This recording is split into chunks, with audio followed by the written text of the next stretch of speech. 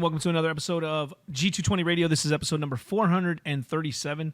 A long title here, Practical Principles on Preparing for Persecution. Now, this is a topic that came about when George and I had a conversation maybe a week or two ago. And yeah, it's about a week, yeah. Yeah, we started to talk about this topic and thought this would be a good conversation to discuss here on the program. And so, as you can see, George already chimed in. He's with us here for this program. He is with Things Above Us, the Roundtable, and he also writes for them. And he's done stuff with us here on G220 Radio as well. Always glad to have him back. And we have Mike Miller back from vacation. Glad to have him back with us as well. Although, when people see this, you'll already be back since this is pre-recorded. Just thought about it there a little late. But and Natty P. Yeah, for a week. So a lot to get into. So we're going to go ahead and jump right into this. You guys are already familiar with who we are. And so we're gonna jump into this conversation. And the way that I wanted to start this is basically with the question why this would be important. And then we can get into some of the details. But why would this be important? And George, this was a conversation you and I had. So I'm going to let you go ahead and explain why this would be something that churches may be or should be considering. Yeah, I mean, anybody who doesn't see the current political climate of America right now and doesn't see the direction it's heading and doesn't see how the church is going to be the target if, already subliminally has become the target is either ignoring the facts or maybe they're just a little too naive to understand what's happening, right?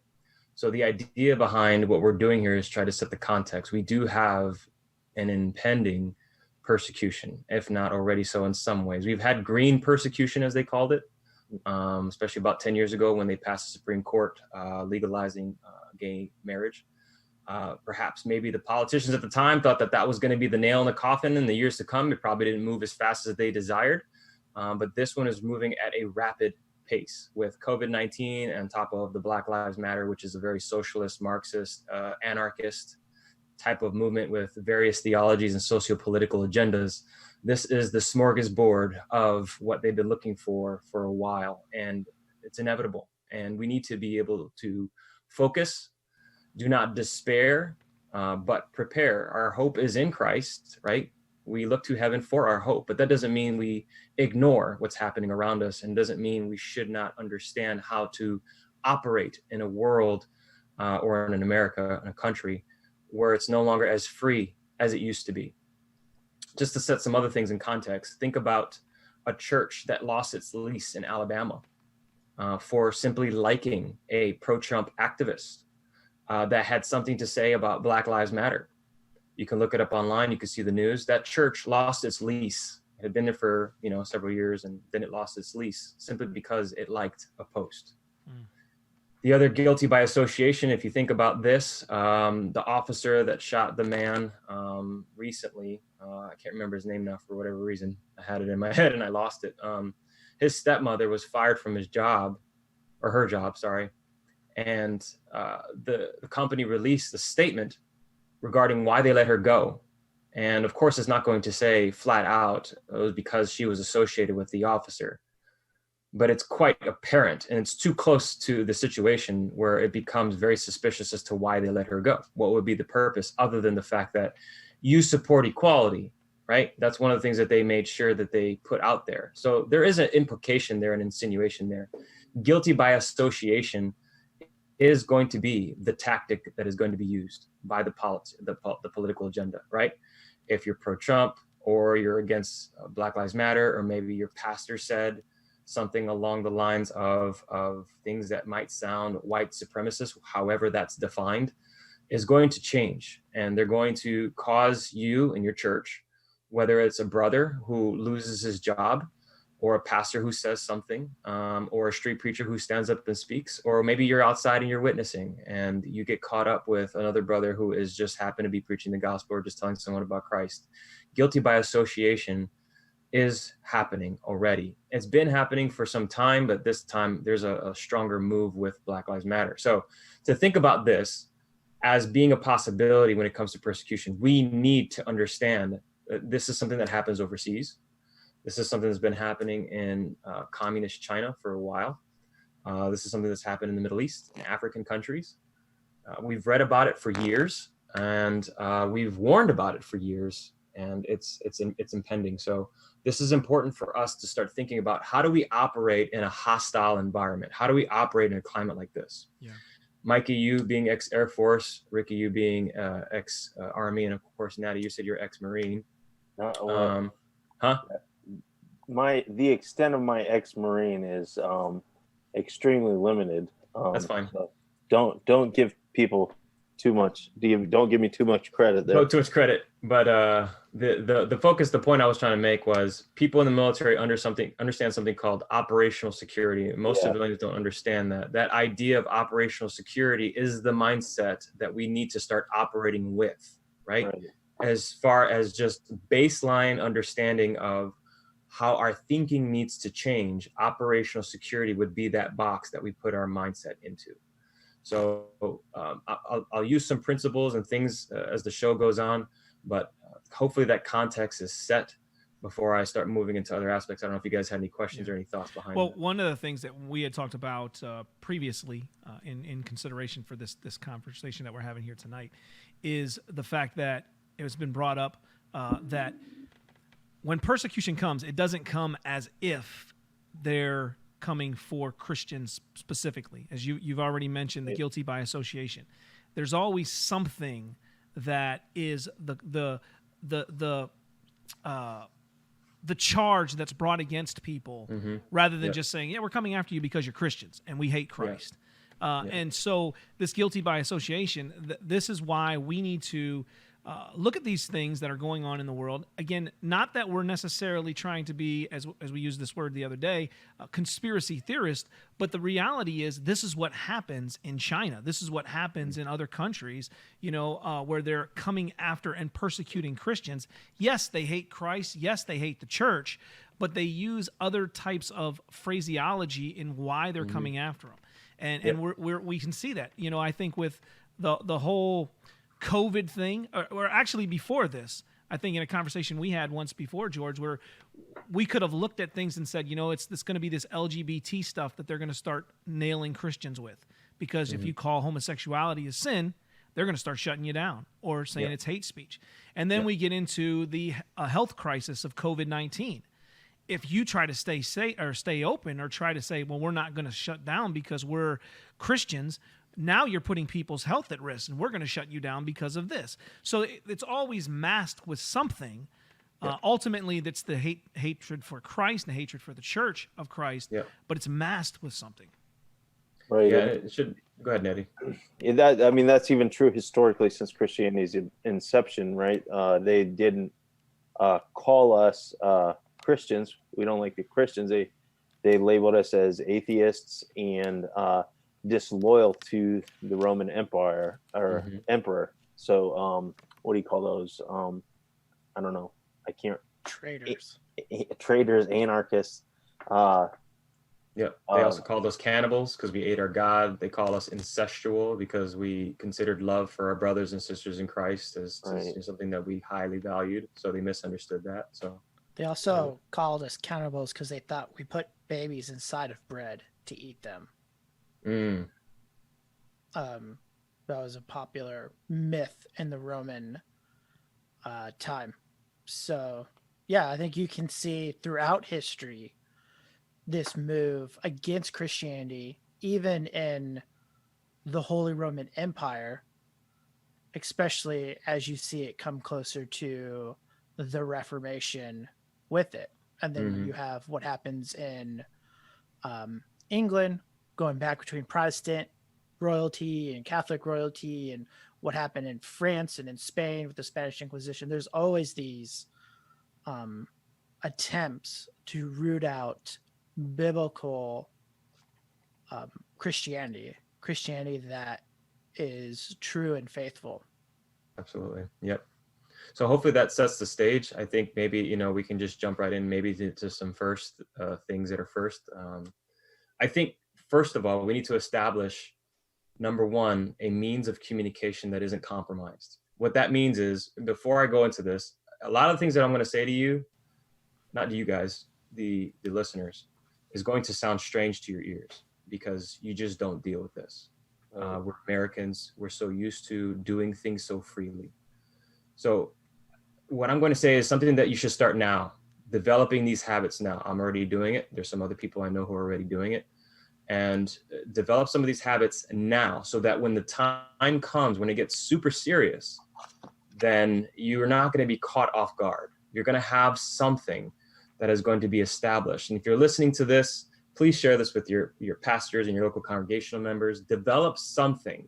I'm just putting out ideas for all of you, but develop something. First thing you have to develop is a uncompromised means of communication. That's tough in our technological age today, but some of the things you need to do is have a cryptic form of communication.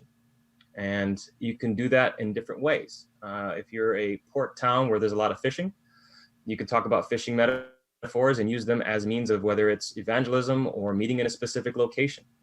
I would suggest whenever you are going to meet with another, whatever that location may be, well, first designate as a church what would be that secure location that you guys would want to meet at. That is not normally your normal gathering right now, because you need to play a plan B, a place to be in case something goes bad. And you also need a plan C and D.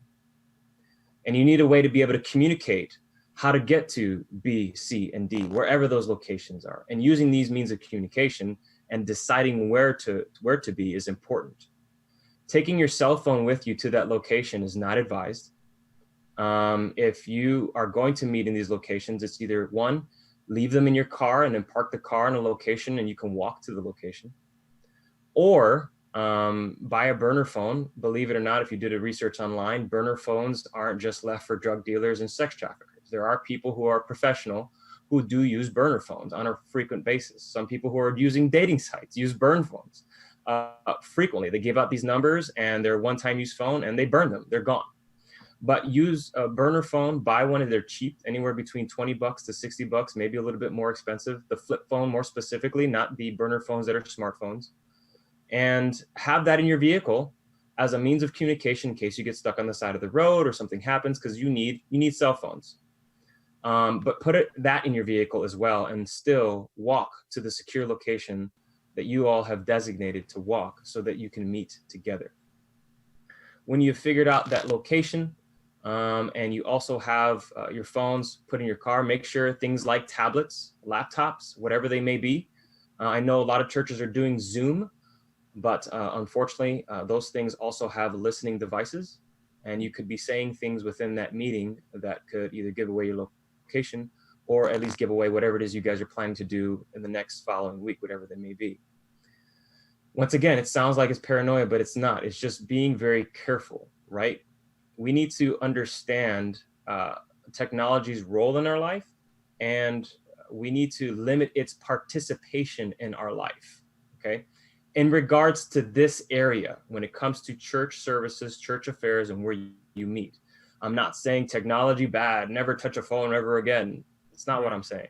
Bring your cell phone to work, right? Do your job, scroll through Facebook like you normally would, but we're going to have to guard our assembling together, because that is the number one thing. If we can stop assembling together, we can stop strengthening each other, praying for each other, right? Hearing the word of God preached. That is the number one thing when it comes to the assembling of the saints. That's super important. We have to guard this particular context in our lives, not just for the security of our own lives, but also for the security of those that we're assembling with. Mikey, did you have something? I don't know if you're ready to say something. Okay. Well, I was going to say too, something we talked about the other day as well with this in having these places planned, right?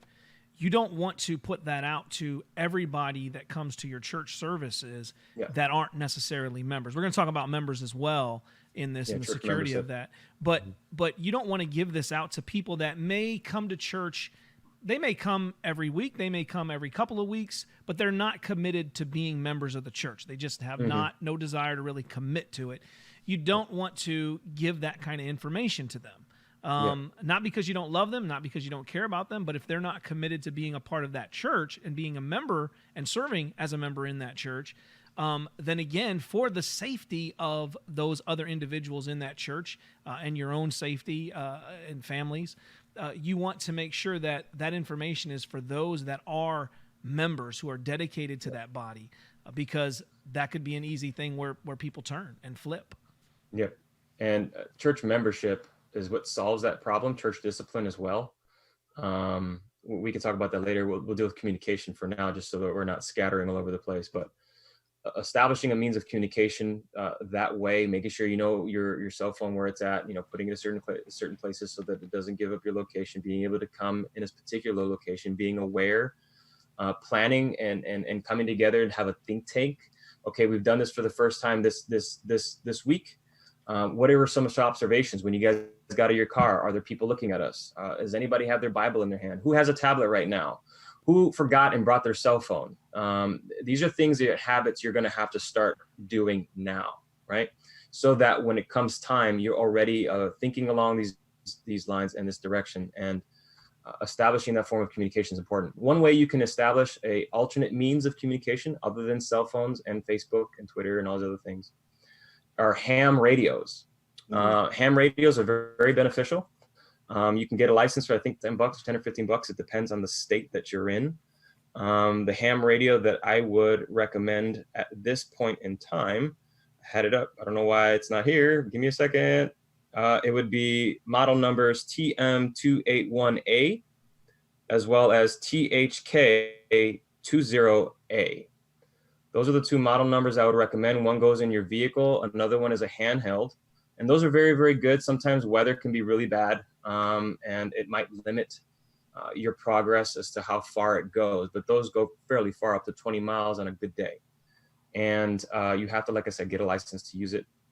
And you can use your form of communications that way if you don't want to use your cell phones or whatever. And you can still use your cryptic form of communication as well through the ham radios. And if you have repeaters in the area, there are online websites that have something called repeaters or towers that will take your signal and they will send them further, so that if you need to communicate even further than where you're at, that is a possibility. Another way you can communicate using cryptic communication, other than just having metaphors or things that you would say that's seems like normal everyday speech, is something called an Ottendorf cipher. If anybody has ever heard of it, if you've ever watched National Treasure, that's where they use the chants or silent letters to decode what was on the back of the Declaration of Independence. But that cipher has been used during war eras for several decades. And the reason why it's so hard to crack is because you can take a code like this. I don't know if the numbers are going to be backwards when they show it, but every 3 numbers is a code or a signification in a book. So let's say, for instance, you have this first code, these first 3, 161. The first number is the line inside a book. So if you guys can agree on a book that you would use, okay, it doesn't have to be an elaborate book. It could just be anything that everybody has on their shelf. Everybody beforehand always agrees on a page number. So let's say it's page 20 of your favorite book. When you send out that code, whether it's through text or ham radio, and you say 161, the first number is the line on that page, the first line. If it was 2, the first number, it would be the second line, and so on and so forth. The second number, 6, would be the 6th word in that line. And then the third number would be the third, or the number of the letter in that word of that line. So it's kind of hard to explain right now, but if you had a book in front of you, you can look at those numbers and you can look online to see how to use an Ottendorf cipher. And you can communicate that way using these codes if you need to, for emergency purposes, for sending help. Maybe you need to send an elaborate code for other reasons. Maybe the meeting, you want to change the meeting, or you want to change the page that you're going to be on for next week, whatever. And the Ottendorf cipher is very versatile. You can use it for all kinds of different reasons. You can use the numbers to signify different things in the book, using hymnals, Bibles, whatever it is, but it has to be the exact same book, same copy, same year it was printed. Everything has to be the exact same. And it takes a NASA computer to crack. So not everybody is built with a NASA computer in their mind. So if you have an Ottendorf cipher, the only way to crack that code is by being in that community in which you're in, to know what page you are literally on. And it has to be a printed book or something that you know that is going to be used within that community. Don't make it so obvious that it stands out on your bookshelf or in your house, but don't make it so inobvious as well. It's just got to be something that's common. Normally churches do Bible studies together. They usually buy books, same books, right? You can use any one of those. You can also use the same Bibles as long as you have the same kind. You can also use your hymnals. It just depends. But use the Ottendorf cipher to your advantage because it's a very cryptic way of communicating. And once again, unless they know exactly what page you're on, it is very difficult to crack. Can you spell Ottendorf for our listeners, George? Say again? Can you spell Ottendorf for our listeners? I believe it's Ottendorf, Ottendorf. And, you know, it's funny, you're going to hear this. Once again, I have to reiterate this, even though we've already recently gone through this with some of the brothers that I know and some of the other brothers that are actually using this. It sounds strange at first. Why do I have to do this? Well, once again, once the situation occurs, there's no time for planning. You can't just sit here and wait and allow this to continue and not think, well, how am I going to continue to communicate with my church? How am I going to get people on board? Which is another question we're going to talk about, hopefully. So we have to have something in which people can agree on as an established means of communication in case something goes wrong, right? And that is one of the best ways to do that using these mediums. Don't plan your next church visit on Facebook. If you're going to go evangelizing, be bold for Christ, absolutely 100%. But stop putting these events online. They're compromised communications. Stop talking about your next, church picnic using Twitter. Emails, we use emails for various reasons. I understand that, but we got to be able to use these alternate means of communication because unfortunately, every single one of these mediums are compromised. Once again, not saying that these can't be used, but when it comes to this particular context of meeting, we have to understand this has to be sacred now. This has to be a way in which we guard this. So when it does happen, we know where to go, what to do. This isn't nothing new. We've talked about it. We've drilled over it, right? We do this with our children. When we lose them in a crowd, what do we ask them to do? Meet at X location or stay there until I come get you. You have a plan B. You don't want your kid just being snatched up by anybody. So that's security of your family. Why not security for your church? It's the same thing. You're just planning ahead so that when it does happen, if you've drilled over and over again, whether it's a fire escape or whether somebody's trying to kidnap you, doesn't matter. Plan ahead. Use OPSEC. These are ways in which you can do that using different means of communication. There are other sophisticated ways of being able to meet as well. In locations where you don't have your cell phones, you can find those locations. You can also discuss them in different ways. You can also leave notes in certain locations where everybody agrees on. You can do that. And at any time that certain location is compromised, you let people know that the locations are compromised. We can no longer meet there, those kinds of things. So there's different ways to go about this. There's plenty of deep references and things online that you can search. Before we move on to church membership and moving into that area, did you have any questions about communications? No, I think this is a crucial aspect, a crucial first step. Generally, the army or the force on a battlefield that communicates more effectively wins the day. Mm-hmm. Also, we see this as a biblical principle. For if the bugle produces an indistinct sounds, who will prepare himself for battle? In those days, the early church, during the earlier part of this, the AD, and even before the bugle call, even up until the 1800s, mm-hmm. Was a way of signaling troops, and they didn't wait until the battle started to agree upon which call would wheel right or which one was a flanking maneuver. They would drill these and practice them until you hear the call in your sleep and you wake up and you know what to do. Yep, that's a good example. You have old school fire signals as well, right. Whistling calls. I mean, this is just stuff that we've read about, but now we have to learn how to just have these habits built into our everyday life, right? And if you at home are going to talk about church things between you and your wife and your family, take your cell phone, put it in another room, and close the door. It's just the way it's going to have to be.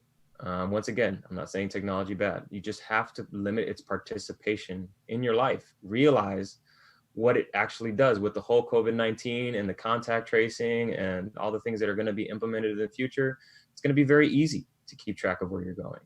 In communist China right now, they have a system, literally, it's called Skynet. I posted it on my Facebook. Really creepy stuff. They're not ashamed of what they're doing. They can go back a week and see people's face and know where they've been and what they've done. It's a serious tracking system. When it gets to that point, there's really nothing you can do.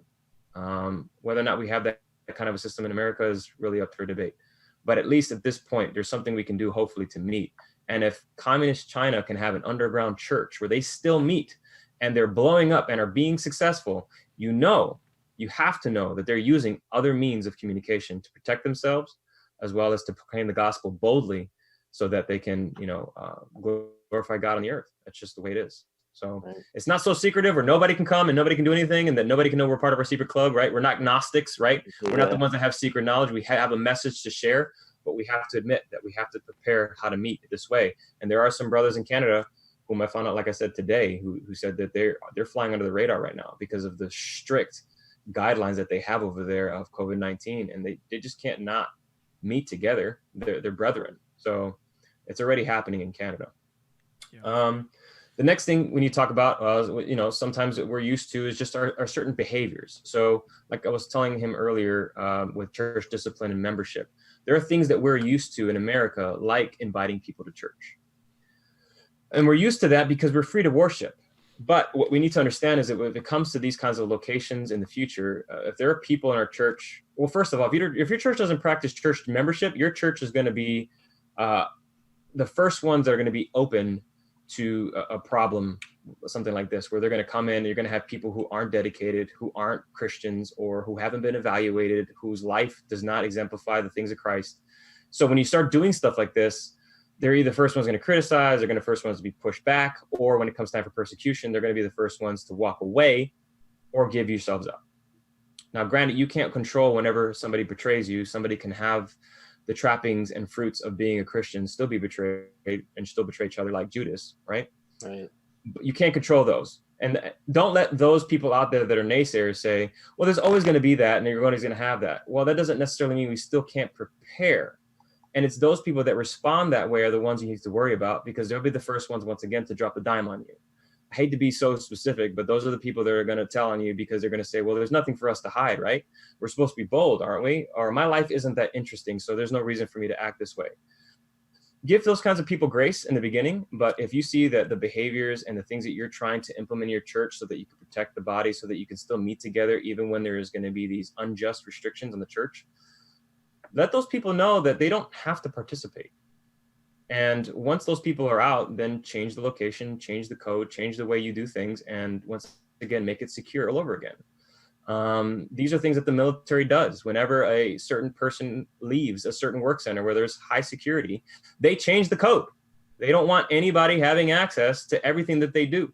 So we as a church need to understand the balance between inviting somebody to church and knowing that in times of persecution, we need to be evangelizing people that are lost. If somebody wants to come to our church, we just say, hey, I'm glad you're interested. So tell me a little bit about why you're interested in coming to church. Do you know Christ? Let's talk about it. Let's have several lunches together.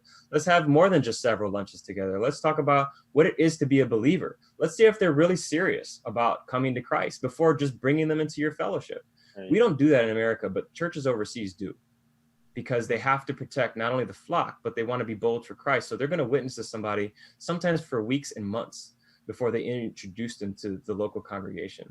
You know, and as that's just the way it is. Yeah, as you was bringing up the fact of changing codes and changing passwords, even at my job, I won't say what it is, but at my job, when somebody gets fired, we change the password, the code to get into the building, because sometimes you get disgruntled employees who are mad, upset that they were fired, and they come back and take it out. I mean, there's these examples have happened in the job field that I work at, and so therefore they change the code every time somebody gets fired. Yep.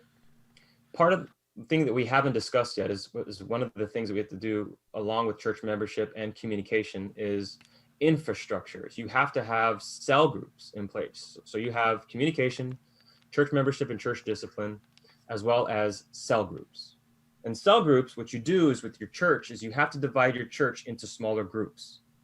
With this comes a lot of other complex ideas with ecclesiology and church membership. This is all going to be, kind of lumped in. So I'm trying to be somewhat general and somewhat specific with the time that I have.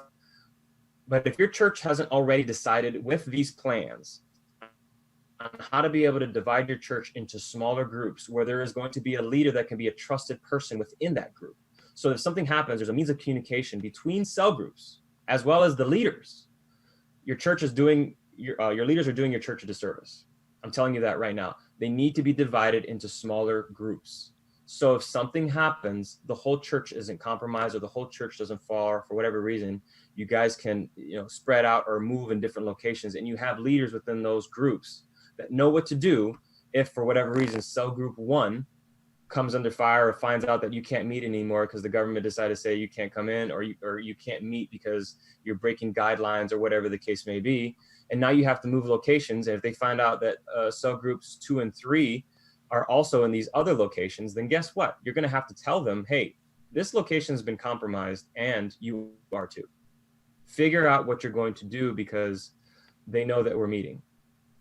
And that's what you're going to have to do. Some people may disagree with this. Like Mike said before we got on the show off the air, there might be some give and take as to how the church is going to handle this. That's perfectly fine. Everything I'm saying is not a dictatorship, or nor is it the end all be all. These are just principles, things that you should start thinking about so that you can make your church more versatile. The reason why this sounds foreign to so many of us, like the book, The Trellis and the Vine. I don't know if anybody's ever read this book, but it's a really, really good book. You're choosing leaders and you're choosing members within the organization to be leaders, and you're always raising up another generation of leaders in your church. And the idea is so that they can be evangelists in other areas. And you're going to take people within that church, and you're going to move them in that other area where there's a need. If we had that mindset already, cell groups wouldn't be that uncommon, because you already have your church divided into smaller groups, ready to do something for the kingdom that is just beyond what you would hope in a one congregation church, right?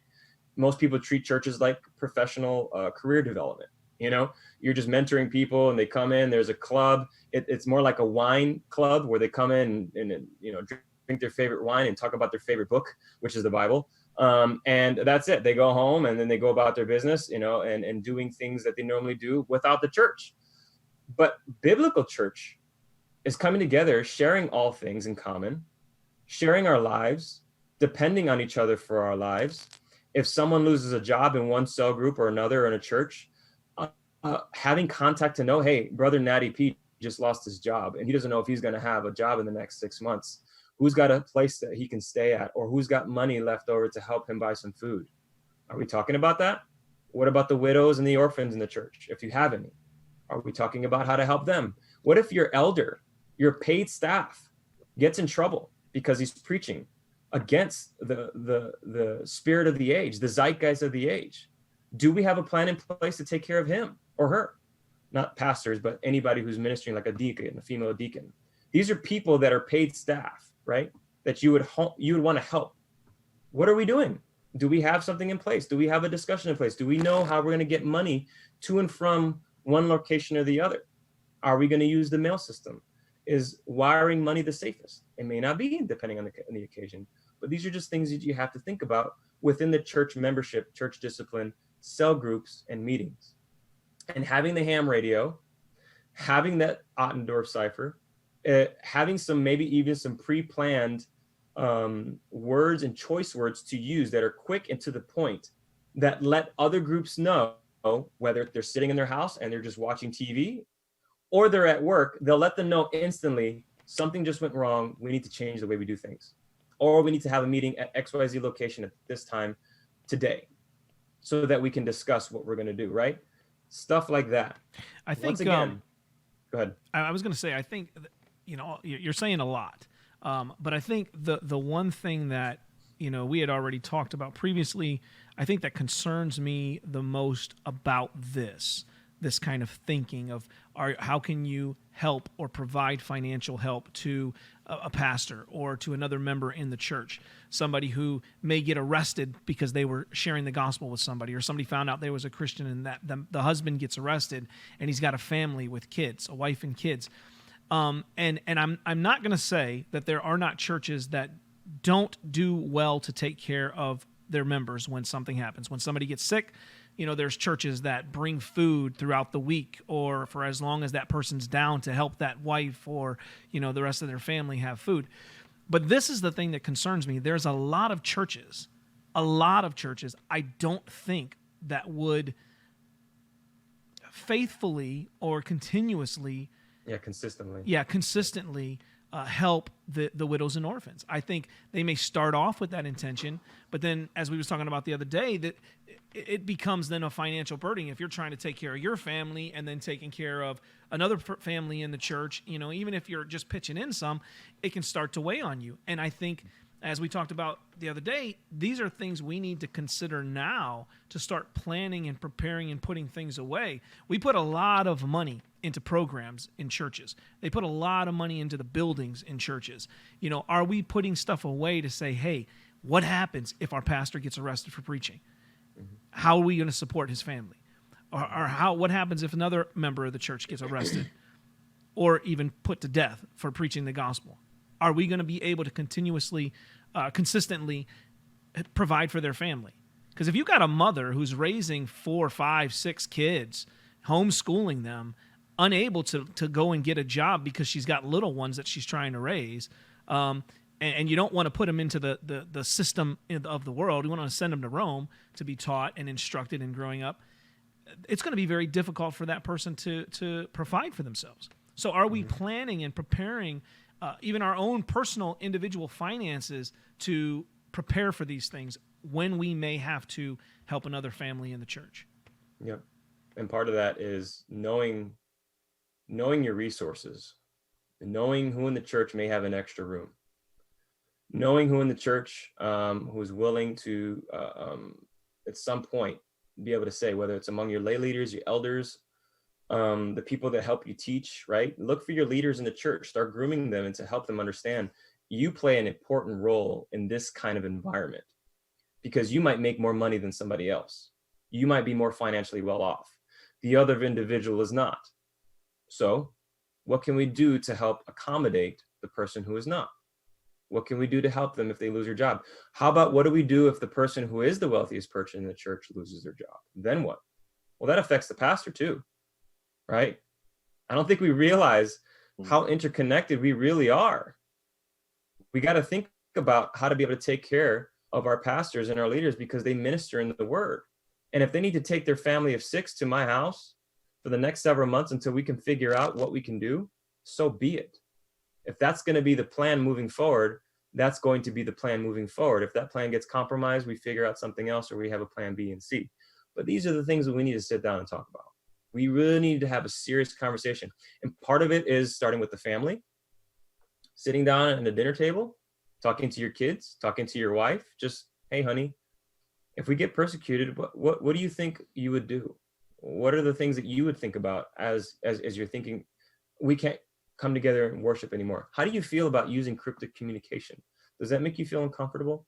How does it make you feel knowing that you might not have the freedom to carry your Bible in your arm just for the sake of being able to go to a specific location so people don't out you as knowing that you're about to come together to worship? How do you feel about not singing out loud and just singing in a low voice like many people in other countries do? They don't sing out loud. They sing very low because they don't want to get caught. But they sing and they preach and they talk. Sermons are happening in whispers. Right now, we're not experiencing that sort of extreme. But if we just start developing some habits, right now, while we still have the freedom to do so, when that happens, we've already been thinking along these lines, right? The train has already been on that track. We were just waiting for the stop, right? We've already been waiting for the dramatic stop to say, now is the time to do these things. So while we're thinking about these things and we think this is foreign to us, it should be, because none of us are used to this. All of us here are not used to this. None of us, right? But it doesn't mean we shouldn't think about our behaviors, what things we do that can, in some ways, jeopardize our local assembly, what things that we normally would do in our worship services that would have to change. Some ways in which we communicate, once again, some ways in which we do church discipline versus church membership. Finances, once again, and security. We have to think about security, right? Thinking about those who are not financially stable, thinking about those within the congregation, but also security. How do we do security? Are we going to have anybody that stands watch in case somebody just wants to be an active shooter? Who knows? Are we doing that now? Because there are active shooters that are random. So we should be hopefully having that in our church, at least thinking about that. But what do we do if someone decides to, on the outside, or just standing out there looking suspicious and looking in the direction of where we're happy to be in a building or someone's house or whatever the case may be? Are we paying attention to those things? Do we have a means of being able to, once again, change the location using secure means of communication so that we can communicate to everybody else, hey, the security of the church has been compromised? So we have to think along those lines too, looking at indicators that other people look for when it comes to gatherings of large people. Because I'm telling you right now, with the whole COVID thing, it's not going to get any better. The second, third, fourth, fifth wave, whatever you want to call it, it's going to continually happen. And what's happening in the news is this. You can decide whether you want to wear face masks, whether you want to social distance, what have you. But the world isn't going to see it that way. And the world may use this opportunity as a weapon to be able to stop certain believers from gathering, even if you did everything right. And we saw on the news that people were doing everything right, and cops were still coming to churches, finding people in their own car, listening to an FM radio. If that doesn't give you the first indication of what could possibly happen, you have your head in the sand. You're not thinking. And if, heaven forbid, you're an elder and you don't think that could happen to your church or in America, because if you are, you really need to rethink your eldership and how you protect your flock. Sorry if I sound very passionate about this, but we've been ignoring this for too long. Many people in the churches have been ignoring this for too long. We have a naive hope. Now, granted, God can revive it. God can save America. God can even stall it by putting a particular leader in place, which will protect our freedoms for another 4 years. But then what? It's going to come to an end sooner or later. And I'm not a doomsday prepper. And I'm definitely not somebody who's just going to say, heaven forbid you ever use technology. But we need to understand this is going to come to an end. And whenever it does, we should be ready. We should be ready to continue to pass the baton to other leaders within our church. We should be ready to protect the members of our church. We should also be ready to evangelize boldly if the Lord calls upon us to do so. And what that means is if we ever get caught or something happens and we have to be able to testify before the world why we do the things we do, we have to have what? The answer for the hope that lies within us. What people don't understand, and I've been saying this for years, is that 1 Peter, when it talks about giving an answer for the hope that lies within you, it's in the context of persecution. It's in the context of standing before people who are trying to shame you for being a believer. That's in that context. We don't know that context. We just look at it as a debate and defending the authenticity or the inspiration of Scripture, or maybe the deity of Christ. And that might fall into that category, but the strict category that Peter's dealing with, and most of 1 Peter is dealing with how to be faithful in the midst of persecution. You know, what comes to mind is the idea that, as you was talking about some things, we teach our children what the Bible teaches. You know, we try to raise them in the fear and admonition of the Lord. What the Bible says about honoring your parents, what the Bible says about lying and stealing. We train our children to know what God's word says. And we also know that God's word says you will receive persecution for my name's sake. Now, even if in our context of America, say we don't get to this point in the next 20, 30 years, right? Say we don't get there. Shouldn't we, though, as Christians, still be preparing our children and say, look, as a Christian, you will face persecution. Mm-hmm. So prepare for it. Get the mindset that it's going to be there.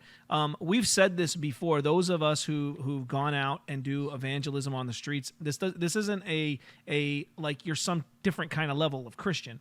But Yeah, when this you're isn't new to us either. yeah, but when you're on the streets and you're sharing the gospel with people in one-on-one or open air preaching, and you're consistently trying to get out there and share, you've seen some of these things already taking place in our country.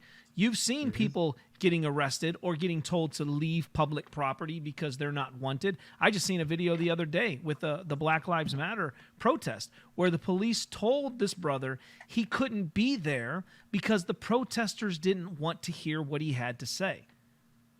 This is public property. So these things are taking place and happening slowly, but maybe faster than we think. Within the last couple months. Yeah, faster than we think, but slowly compared to what's been going on in Europe. You know, where if you open the Bible and read against homosexuality, they come and arrest you. You know, so these things have been happening, but we need to be preparing, like you said, training our children and teaching them, hey, as a Christian, if you are putting your faith in Jesus Christ and you are standing bold in your faith, you will face persecution. And Lord willing, you don't face any type of persecution like we see in the Middle East or in China, but there's no control over that. Yep. You know, we have no control over that. The country's going to go the way that the country goes, and God ultimately is control of this. And we do see through persecution, through the blood of the martyrs, the church grows. So, I mean, that should just be something I'm just thinking at, you know, something that we don't really often even think about teaching our children about.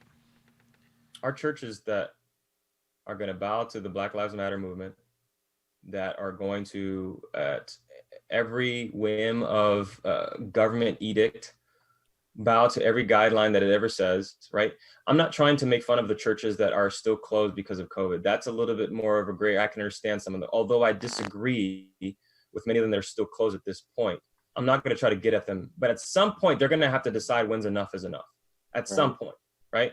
Because you cannot continue to not gather together in the assembling of the saints or just using Facebook or Zoom as if that is the way God designed the church. That is not the way God designed the church to gather, period.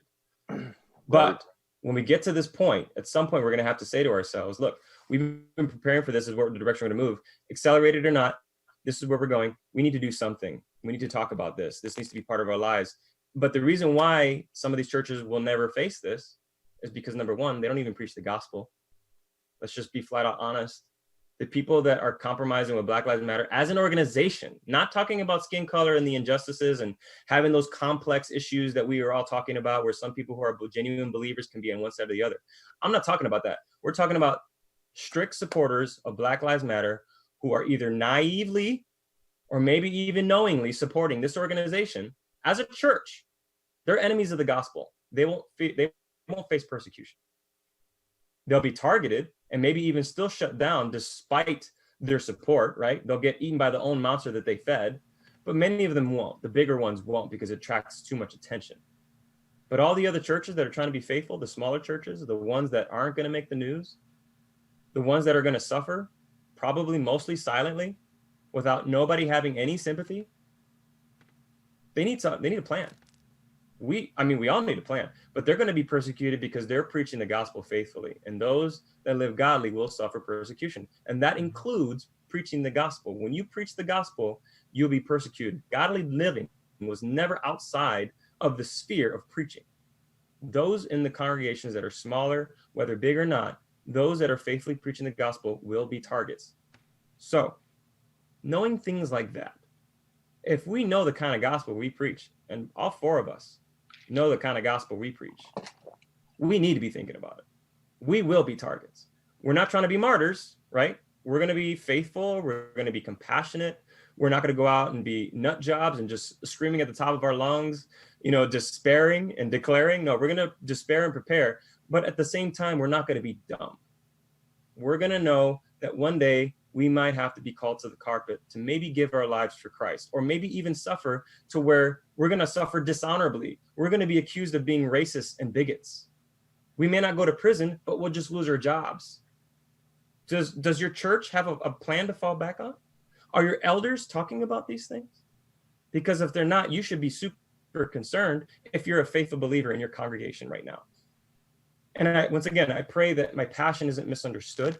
I'm not railing against any particular church, but man, are we just ignoring the obvious. We're ignoring the obvious.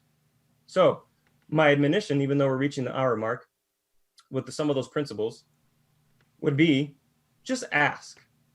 Just a quick question to anybody. How do you feel about gathering if, for whatever reason, the government told you not to? How would you feel? Would that be against your conscience? If they say, yes, it would be, say, okay, thank you for telling me. No worries, brother. I'll be praying for you. If you're ever interested in gathering, let me know. I'd love to gather with you or anybody else, right? You don't have to be rude. Just ask. Figure out who in your congregation are willing to gather despite the unjust guidelines of the law or whatever the case may be. Then find people in your church who are probably military, who have that OPSEC mindset, because you're going to be talking about stuff that's not foreign to them. They understand this. And anybody who has any kind of government job, or maybe even an environment where they're familiar with security, right? They got to know these things. See if they're comfortable with it. Start working with them. Start building the infrastructure right now. Have it in place so that if something does happen, the people that felt uncomfortable may change their mind. And then you can say, welcome. We've been waiting for you. We know why you felt uncomfortable. We understood why you felt uncomfortable, but we have this in place. We're ready to take care of you as brothers and sisters in Christ. And Lord willing, they're brother and sister, and Lord willing, there won't be any betrayal. Obviously, that we can't control that, but we have to do what we can with what we've been given, with the freedoms that we have now, while we still have them, because when it comes down to the wire, it's going to be almost too late to operate. Doesn't mean that the Church of Christ will die, right? The gates of hell will never prevail over against the Church of Christ. But once again, we have to be wise as a serpent, harmless as doves. We don't have to be naive. We just got to be forward thinking about what's going to happen in the future and preparing the next generation to pass the baton of the gospel should the Lord tarry. So I think one thing to add to this, you haven't really mentioned it, but needs to be also addressed, is the 501c nonprofit status churches go after. Yeah, that's absolutely true. May There speak to that, is, Mikey. yeah, this is something that I've kind of looked into a little bit in the last year or so. I went to a conference in Indiana. It was hosted by a Reformed Baptist church that is a free church, a church that is not incorporated as a 501c3. Mm-hmm.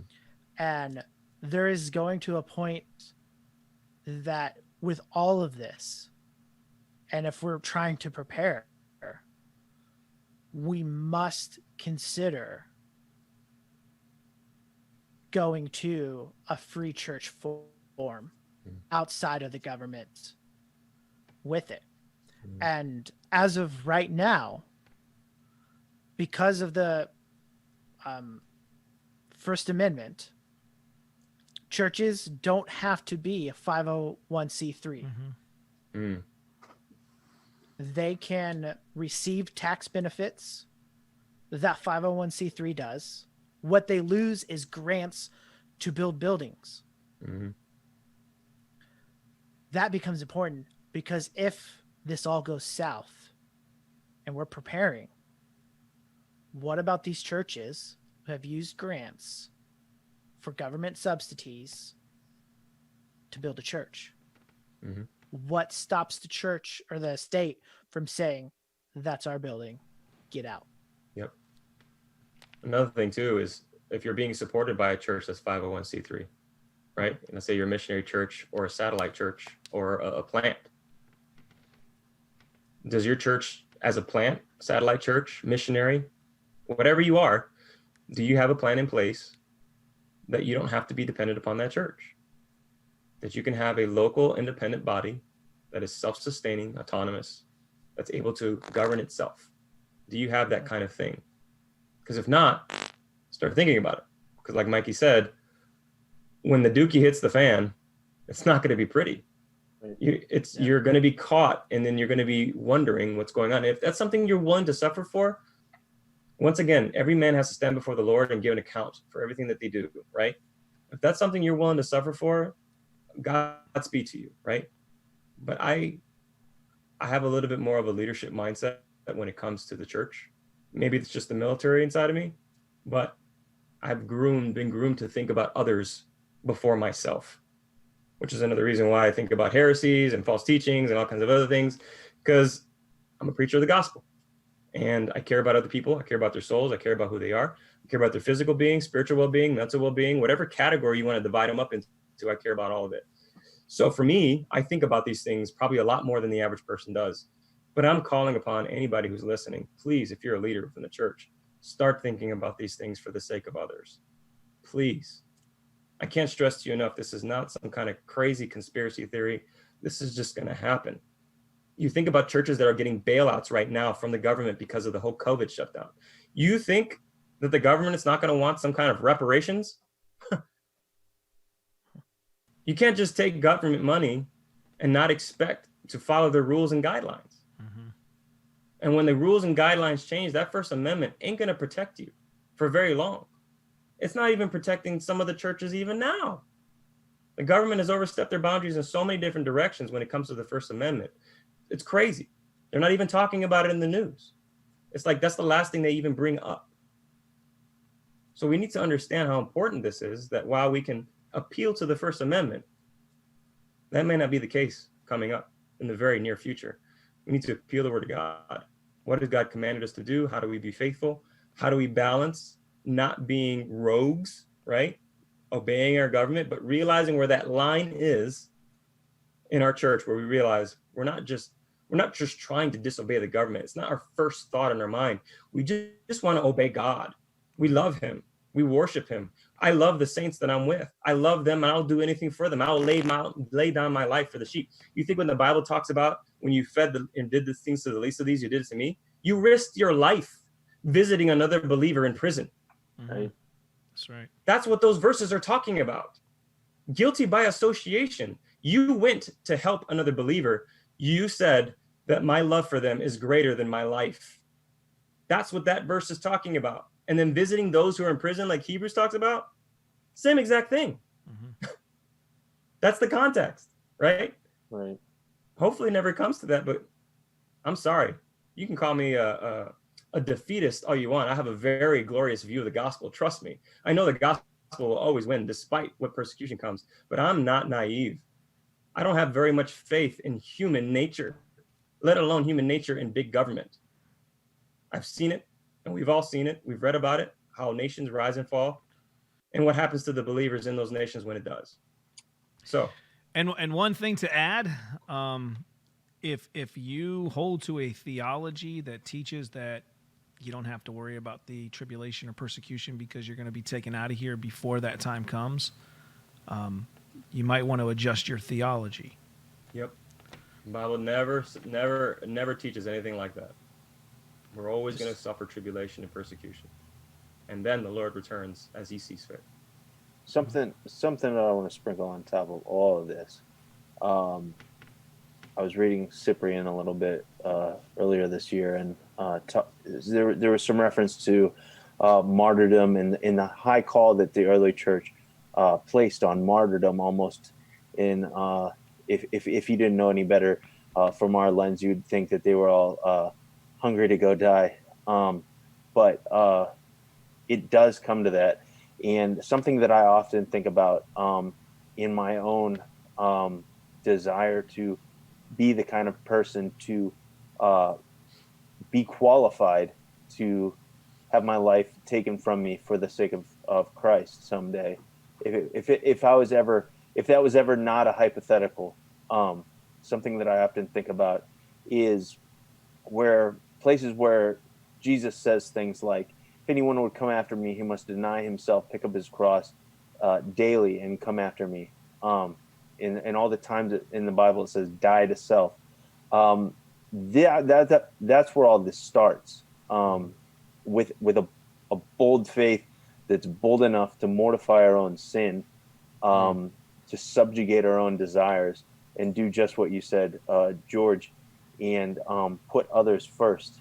The only way to do that is through a glorious view of the gospel in being enraptured with Christ, but also loving him and having such a view of his holiness that we would die to our own desires and our own self. And if we don't do that on a daily basis now, we're not ready hard, to. yeah.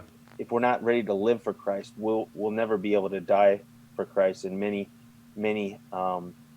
will pinch the incense as it were, and hopefully they return. But the whole martyrdom, the whole being able to stand up to persecution, that starts every day in our daily prayers. So Yep. I just wanted to sprinkle that all on top as key preparation for such a time. And Mike, there's did you have something? yeah, there's much more that can be discussed about it. Like, this is just starting the conversation. But as George says, about how we need to consider technology. I had someone come to my door, it's been several years, trying to sell me a video camera doorbell. Tells me it's encrypted by military standards. And I Which, looked at him Mikey, and go, when we Oh, hear yeah. military standards, it scares us. and I looked It's at not a him, good thing. I said to him, I was like, look, even military computers get hacked. I don't care if the signal's encrypted to whatever bit it may be. Computers are hacked. We think about that. The U.S. nuclear armament isn't digitized because it can't be hacked. It's analog. It's all analog, Mm-hmm. which means you have to be in there to do it. Yep, I was a part of it. And so there is, I mean, just think about what the government has to do to protect itself from its enemies. And the technology it's going to use against its enemies, it can easily turn around and use it against its citizens. That's why the Snowden incident with the NSA is important. That is why you have Rand Paul putting up roadblocks to try to protect American citizens. That's going to end eventually. There's no doubt about it. If you have read 1984, America's moving that way, and we see the example across the Pacific Ocean and the largest country in the world. As you mentioned, this is just the start, and it's going to impact everything. It's going to impact how we report our taxes. It's going to impact how we use our money, as you mentioned, how we travel. And, there's wisdom to look forward and to see what's happening and prepare. And not be, as George is saying, doomsday. And just to understand that this is how our government is acting. This is what it does itself. And we should think about the same thing. Just even traveling to common locations. George, and you probably I was told when I was in England, don't take the same routes to work. Change it up. You don't want to be predictable. All of these things are going to have to start doing it. And this is stuff I still do today. Yeah. I'll change my route up every once in a while. Make it different. Leave at different times. Try to do something different. I don't do it maybe as much as I used to. But these are things. And not because I'm paranoid. A lot of it's training and just thinking about that. But when I have riots happening 2 miles down the road from my house, I have to start thinking about these things. Yep. And to do it. And You have to so, think. yeah. Sorry, Mike, go ahead, finish your thought. So just realizing, this sounds weird. Maybe you're thinking, well, no, we still have time. And that may be the case. But there's nothing wrong about thinking through these things and going through it. Thinking about, okay, how should we go with this? How would we go this? And to think more deeply, which all the tech companies are doing already. Well, you said It's- something there, Mike, that, you know, Yeah. you do some of the same things you did before, you know, just, it's just kind of, it's already ingrained in you, right? Yeah. In the military, we constantly would train to have a mental memory of how to respond to something. Because I've said this so many times to people, you don't know how you're going to respond in a situation until it hits the That's what fan. happens, yeah. Because you just, that's why you train so much, so that when it does happen, that kicks in and you respond, right? And again, like the military does it, law enforcement, which is not very liked right now, they do it. They train, and it's not always perfect, because, you know, again, sometimes you'll have people that you'll see how they're training, they had it, but it just didn't stick, and they respond a different way. But it's very, that's the purpose of it, is to train to have that mental memory to respond in such a way when things happen. And here with persecution, look, I don't want to see persecution come in my lifetime with my children. I don't want to see it happen to my friends and families, their families, and our church family.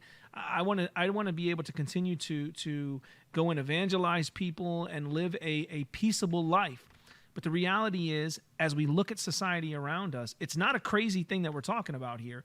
We look at society around us and we see what is happening. And we know what the Bible says, as was already mentioned, you live a godly life, you're going to face persecution.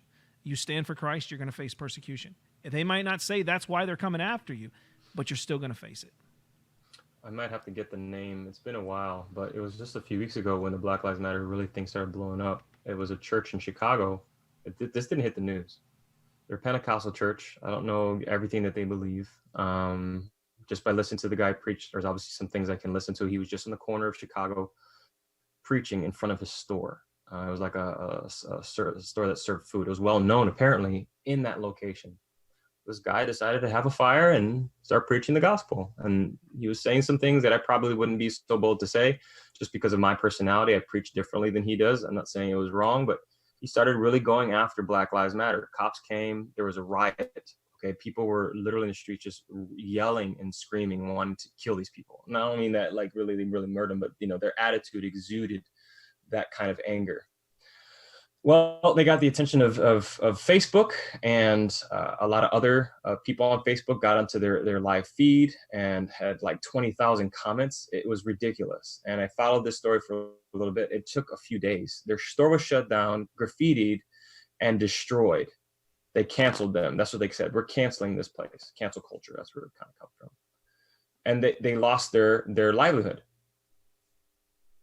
Do you think that can't happen to your church? You say something on a corner somewhere, somebody finds out where you gather, that's it. That guilty by association we started off with the show with is all it's going to take. And we need to be ready. And there's a couple of things you can do in scripture. You can stand boldly and take the hits, right? That's always good for the sake of the gospel. Hopefully you're not doing it foolishly. But you can stand your ground and face the music. You can also run. That is an option. Having money set aside to where if you have to leave the country or maybe leave the state, if possible, for whatever reason, being prepared to run with your family is always a possibility too, something to think about. That could also be part of your backup plan.